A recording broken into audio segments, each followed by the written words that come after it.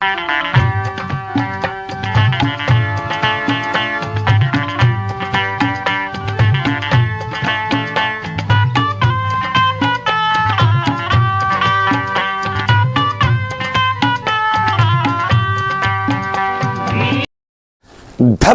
कल हमने महाकवि, प्रसिद्ध कवि वामन दादा कर्डक की एक गीत और उसकी पंक्तियां, उसका अर्थ, उनके भावार्थ को समझा और उनके जीवनी को भी समझा कि कैसे उन्होंने सरकारी नौकरी को रिजाइन करके अपना जीवन बाबा साहब के विचारों को संगीत के सुरों में ढालकर लोगों तक पहुंचाने में अर्पण कर दिया।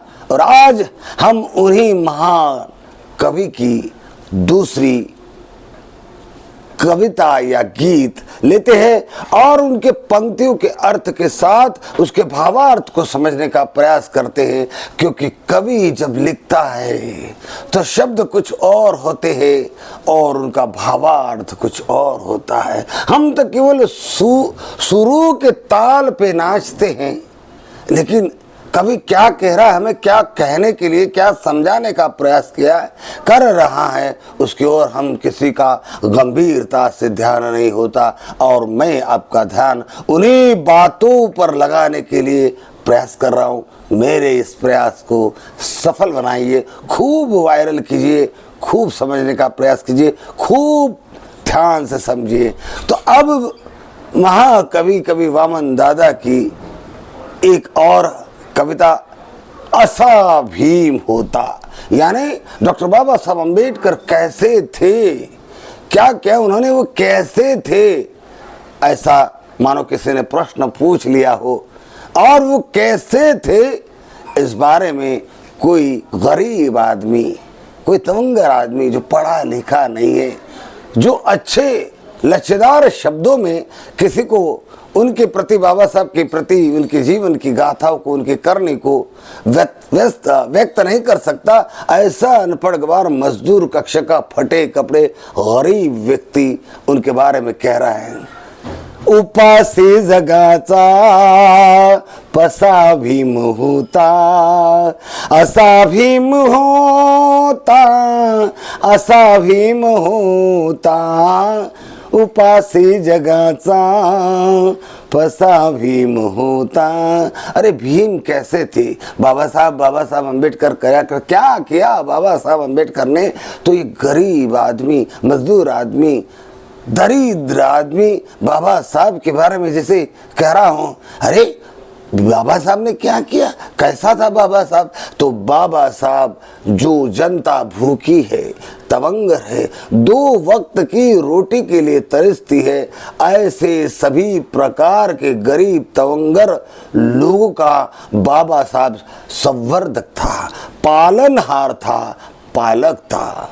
उपासी जगाचा पसा भीम होता, उपासी शब्द मराठी है, यानी भूखा। उपासी जगाचा पसा भीम होता, असा भीम होता, असा भीम होता। भीम कैसा था? तो भूखे नंगे लोग जिनको रो वक्त की रोटी प्राप्त करना मुश्किल है, ऐसे लोगों का पालन करता, उनका कर्ता धर्ता भरण पोषण करने वाला भीम होता। पसा शब्द का अर्थ है, आगे कहते, नवा माणसाचे नवे भक्त सारे, उफाडून उठले नवे रक्त सारे, अशा माणसांचा नसा भीम होता, असा भीम होता, असा भीम होता। कह रहे हैं कि नव्या माणसाचे नवे रक्त सारे। डॉक्टर बाबा साहब अम्बेडकर के पहले, उनके जन्म से भी पहले महात्मा ज्योतिराव फुले जी का जन्म हो गया। महात्मा फुले माली समाज में जन्मे, काम तो दलित, वंचित, बहुजन समाज के लिए ही उन्होंने जोरदार किया। उन्हें कुछ सुधारनावादी ब्राह्मणों का साथ भी मिला, मराठाओं का साथ भी मिला, और उन्होंने सत्य शोधक मूवमेंट को खूब तेजी से आगे बढ़ाया। फिर भी उस मूवमेंट का जो असर जातिवादियों पर, वर्णवादियों पर, मनुवादियों पर पड़ना चाहिए, उतना असर तो नहीं पड़ रहा था। और असर हो भी रहा था तो इन गरीब भूखे नंगी की रोजी रोटी का प्रश्न हल नहीं हो रहा था। इनके बदन पर नए कपड़े आ नहीं रहे थे, इनको अच्छे घरों में अब भी रहने का अवसर नहीं मिल रहा था। इनके साथ जो शोषण नाइंसाफी बरसों से चली आ रही थी, महात्मा ज्योतिराव फुले के चले जाने के बाद भी वो चालू ही थी, अमल में ही थी। और महात्मा ज्योतिराव फुले चल बसे थे। बाबा महात्मा ज्योतिराव फुले 1891 में उनका देहांत हुआ और डॉक्टर बाबा साहब अम्बेडकर का 1891 में जन्म हुआ। यानी एक महापुरुष दिवंगत होते हैं और दूसरे महापुरुष जन्म में आते, तो उन्हें संभलने में, सीखने में, जवान होने में, समझदार होने में समय तो लगेगा। तब तक तो मनुवाद ने फिर से अपनी फन उगा दी और वो कुचलने लगा था।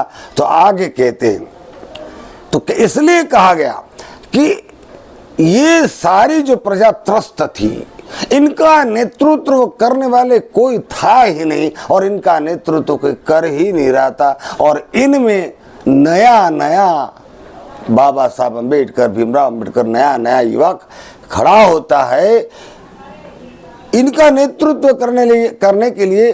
तो नया आदमी पहली बार दलित वंचितों का नेतृत्व करने के लिए साहस करता है, खड़ा होता है। इसलिए यहाँ कहा नव्या माणसाचे नवे भक्त सारे।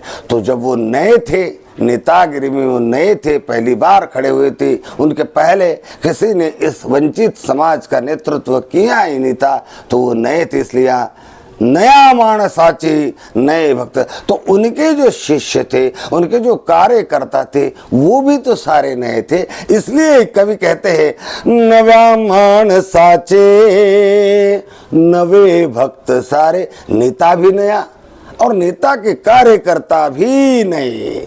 उफाड़ून उठले नवे रक्त सारे। डॉक्टर बाबा साहब अम्बेडकर ने जब मनुवाद को ललकारा और कह दिया कि कुदरती संपत्ति पर सभी मानवों का समान अधिकार है, यह कैसे हो सकता है कि किसी विशेष जाति के लोगों को सारे अधिकार हों और कुछ जाति के लोगों को कोई अधिकार ना हो, ऐसा हो नहीं सकता। इसलिए हम मानव हैं तो हमको सारे मानवीय अधिकार मिलने चाहिए। हमारा हक उस कुदरती संपदा पर हमारा भी सभी लोगों की तरह समान अधिकार। जब ललकारने लगे तो उसके जो नए नए जो शिष्य बने थे, नए नए कार्यकर्ता बने थे, उन्हें नए भक्त कहा गया है। और इसलिए कहते हैं नव्या माणसाचे नवे भक्त सारे। यानी नेता भी नए थे और उन नेताओं के कार्यकर्ता भी नए थे।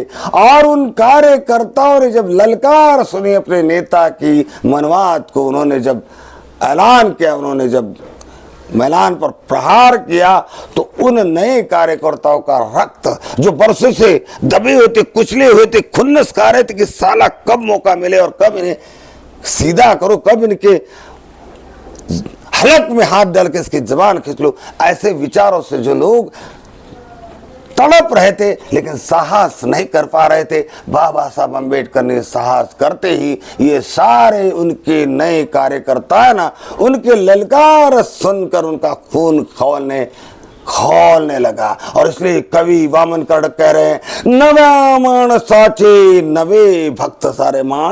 नेता भी नया, उनके सारे भक्त भी नए। उफाड़ून उठले नवे रक्त सारे। और उस नए नेता के जो नए कार्यकर्ता थे, उनका ललकार सुनकर उनके रक्त खौलने लगा, दौड़ने लगा अपने रगों में। अशा माणसाचा नसा भीम होता, असा भीम होता, असा भीम हो। तो भीम कैसा था? तो भीम भूखे नंगे गरीबों का संरक्षक था, उनका पालन करता था। भीम कैसा था?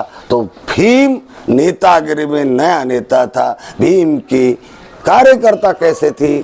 तो नए थे। भीम ने जब मनुवाद से टकराने की ललकार लगाई तो सारे नए कार्यकर्ता जो अंदर दबे हुए थे, घुटन से महसूस कर रहे थे, तो उनके रगों में खून दौड़ने लगा, प्रतिशोध की भावना था। और ऐसे जो नए कार्यकर्ता थे उनमें साहस नहीं था, खून दौड़ने लगा। ऐसे लोगों के रगों में जो खून बहाने वाली नसें होती है, उन लोगों के शरीर की नशे वाहिनियां, खून को बहने वाली रक्त वाहिनियां, वो भीम था। बाबा साहब को यहाँ हर व्यक्ति के शरीर की जो खून खौलाने वाली नशे, खून का बहाव तेज करने वाली नशा भीम होता, ऐसा कहकर उनका ये क्या है, आगे कहते गुलामी जगाची सुगारत होता, पुढे हात सारे उगारीत होता, अशा काळजाचा ठसा भीम होता, असा भीम होता, असा भीम होता, उपासी जगाचा पसा भीम होता। आगे कह रहे हैं गुलामी जगाची जुगारत होता, सारी दुनिया भर की गुलामी, पानी पीने का अधिकार नहीं, मंदिर प्रवेश का अधिकार नहीं, पढ़ने लिखने का अधिकार नहीं, शिक्षा संपत्ति को रखने का अधिकार नहीं, सभी प्रकार के अधिकारों से जिन लोगों को वंचित कर दिया था, ये सभी प्रकार की जो गुलामी लाद दी गई थी, इन सभी प्रकार की गुलामी के सामने, उसका सामने करने के लिए डॉक्टर बाबा साहब अम्बेडकर खड़े होते हैं। इसलिए लिखा है गुलामी जगाची जुगारत होता, धिक्कार आता कि हम नहीं मानेंगे, हमें ये मंजूर नहीं, पूरे हाथ सारे उगारत होता, बिल्कुल मंजूरी नहीं चलेगा, हमें जो चाहिए प्राप्त करके रहेंगे, हमारी मांगे पूरी हो। अशा काळजाचा ठसा भीम होता, असा भीम होता सब। तो उनका जो कलेजा, कहते हैं ना जिगर चाहिए, शेर का कलेजा चाहिए, कहते हैं ना शेर की जिगर चाहिए।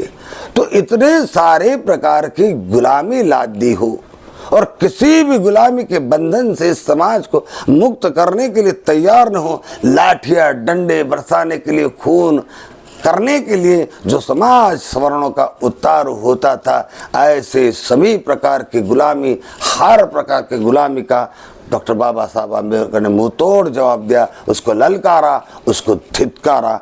इसलिए कहा गुलामी जगाची जुगारत होता, नए मंजूर। आगे कहते जानबाज साऱ्या भीमाच्या वीरानो, वामन तुझ्या त्या जुन्या शाहिरानो, जानबाज साऱ्या भीमाच्या वीरानो, जानबाज तुम्हारे रगों में खून है, जवानी है, ताकत है, इसलिए जानबाज कहा गया कि जानबाज हो, जिगरबाज हो तुम, जानबाज सारे भीमाचा वीरानो, हे भीम सैनिको, तुम जिगरबाज हो, तुम धैर्यवान हो, तुम सशक्त हो, तुम लढाऊ वीर हो। वामन तुझ्या त्या जुन्या शाहिरांनो, वसा वाटला तो असा भीम होता।